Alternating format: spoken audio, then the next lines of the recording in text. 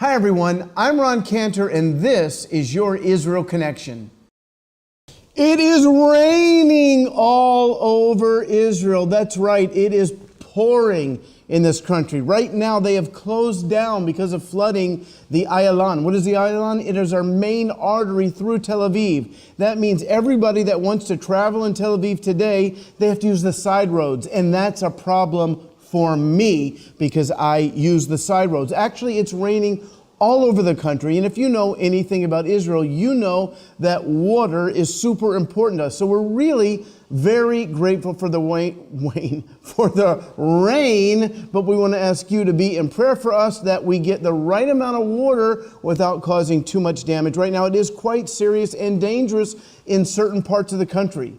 Now, it's interesting, if you go to the English news websites right now, Times of Israel, Jerusalem Post, there's nothing about the rain. But if you go to the Hebrew news sites, the Hebrew websites, the main story in every single one of them is about the rain, because most of the English readers are from other countries, but the Hebrew readers here are wet. So again, please keep us in prayer. We want rain, just not too much. So anyways, in other news, it's Hanukah here in Israel. You can see I have my menorah. I need some candles though. And I'm celebrating with my little puppy dog, Balloon. He doesn't want to cooperate and stand. But Hanukah is just stay right there. Hanukah is an awesome holiday. We celebrate all over the country. We eat all kinds of fried food because of the miracle of the oil in the temple. There was enough oil to last for 8 days. It really is a fun holiday. Every night we have holiday parties. We go to holiday parties. Tonight we're going to have a family get together, and it's just a great time. 8 days celebrating the victory of the Maccabees, the Israelites, over the Greek Syrian king. If you want to learn more about that, just go to my website. We've got a video up where I take about 8 minutes and I tell the whole story of Hanukah. So from all of us here in Israel to you, happy Hanukah. So in our first story, I want to talk to you a little bit about a fellow by the name of Mark Lamont Hill. He used to work for CNN. He just got fired, and he really deserved to, but he's still a professor at Temple University, and they should probably get rid of him too because he is an anti-Semite. Before the UN, he argued the other day that there needs to be a free Palestine from the river to the sea. Now, that might not mean a whole lot to you, but that phrase, the river to the sea, basically means from the Jordan River all the way to the Mediterranean Sea, which means no more Israel.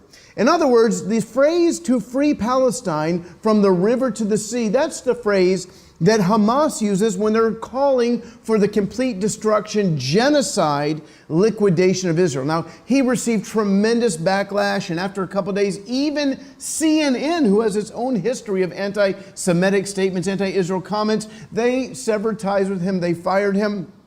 And Dr. Michael Brown, one of my dearest friends, he wrote a great article on the stream about that. And he says regarding Hill, that he has a history of blatantly anti-Israel and anti-Semitic comments. He knew exactly what he was doing. Listen, he's a professor at Temple University. He's very smart, smarter than me, and I know what that phrase means. And this is what he does for a living. I think he pretty much knew what it meant.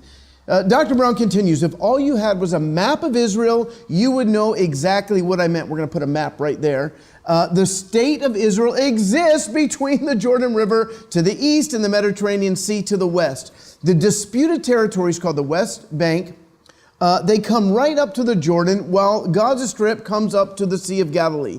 Brown explains, what Hill called for was for everything else, meaning every square inch of recognized Israel to be a part of free Palestine. Goodbye, Jewish state. But Hill wasn't speaking in clear geographical terms. He was speaking in rhetorical terms well known to the enemies of Israel. That's what we call a dog whistle, where you say one thing hoping that the rest of the world won't understand it, but the Jew-hating anti-Semitics knew exactly what he was saying. Now, Hill did finally, after tremendous pressure, issue a policy saying that's not what he meant. But friends, there is no other meaning. If I say that my phone cover is blue, it's pretty much blue. And another story, and before we get into that, let's get my menorah back in place, and let's get the Hanukah hound. Let's get him standing up proper. He's having a hard time. There we go. We got him, Hanukah hound. I'm going to keep him forever, I think. I love him.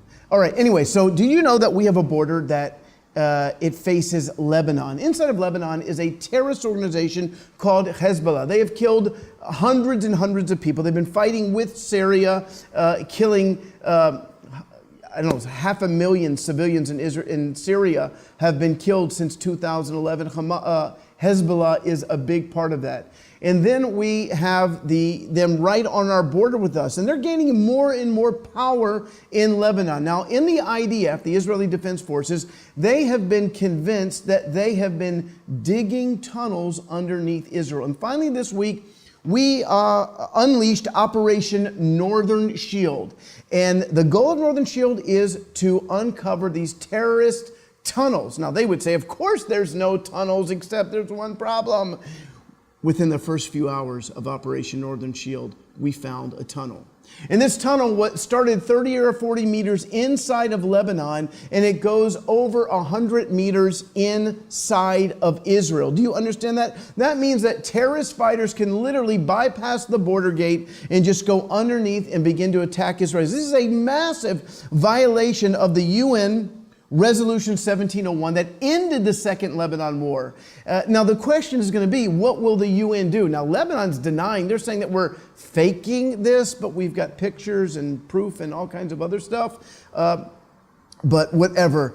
What is the UN going to do? Are they going to, because every week, just this past week, there were several UN resolutions against Israel, and yet what will they say about terrorists on our borders digging underneath us with the goal of attacking our innocent women and children and causing another war? Now, what will they do? Will they condemn it? Don't hold your breath. And it's time for a commercial. If I was better prepared, I could show you a copy of Identity Theft and a copy of The Jerusalem Secret and a copy of my testimony book, Leave Me Alone, I'm Jewish. Here's some good news. For these holidays only, if you buy Identity Theft and you buy Jerusalem Secret, we're going to send you Leave Me Alone, I'm Jewish, free of charge. Just go to roncantor.com and you can take advantage of that offer. Get a book free.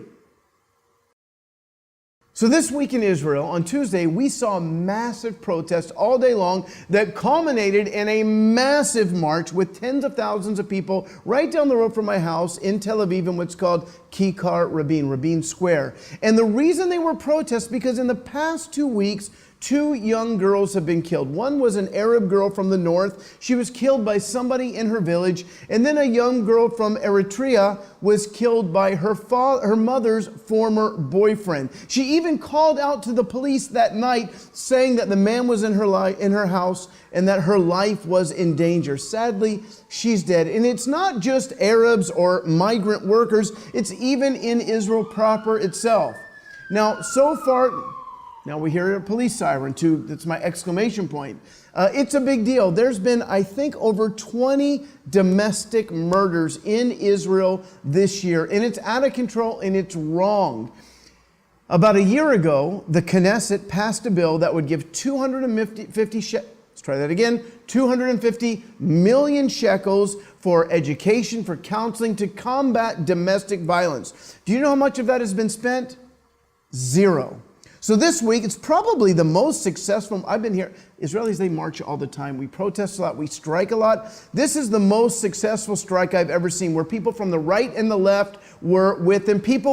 What could bring Arabs and Jews together? This event did. At the march, there were Arabs and there were Jews, and they were saying something has to be done. We've got to protect the women in our country, both Jewish and both Arab. And amazingly, the politicians heard, and we've already seen a movement after this march. But again, if you lived in Israel, you could not hear about what was happening. There's a picture that we have, we'll put it up here, of a coffin with the names of all the women who've been murdered just in this year through domestic violence. That's something that you can pray about at home, that there should not be such a thing.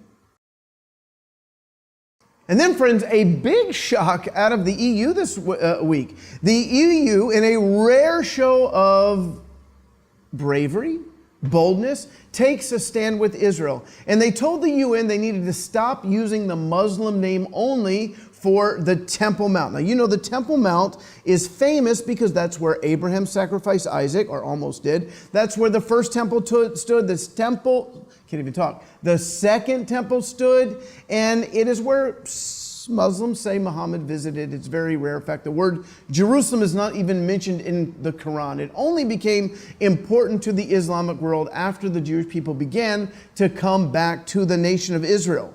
But in recent years, the United Nations has only been using the Arab name for that.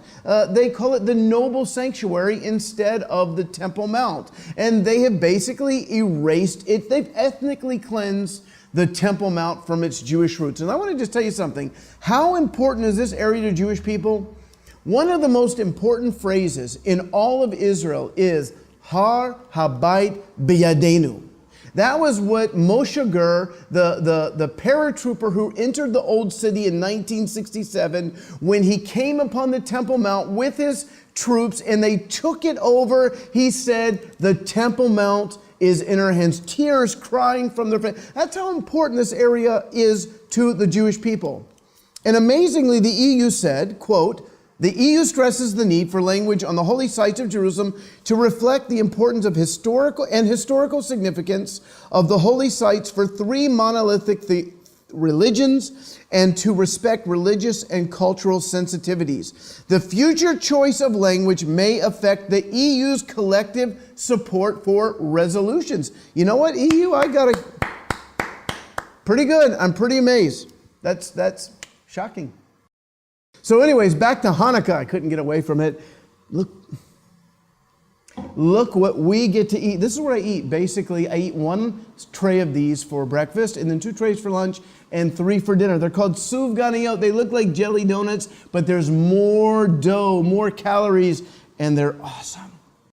Hey friends, come to an end of another episode of Your Israel Connection. Do me a favor and like this episode, share this episode, help us to reach more people with news out of Israel. And if you would like to get my free book, The Coming End Time Awakening, just go to roncan.net/awake. That's roncan.net/, well, it's written on the screen. You can go there. We love you. We bless you from the Holy Land. Shabbat Shalom.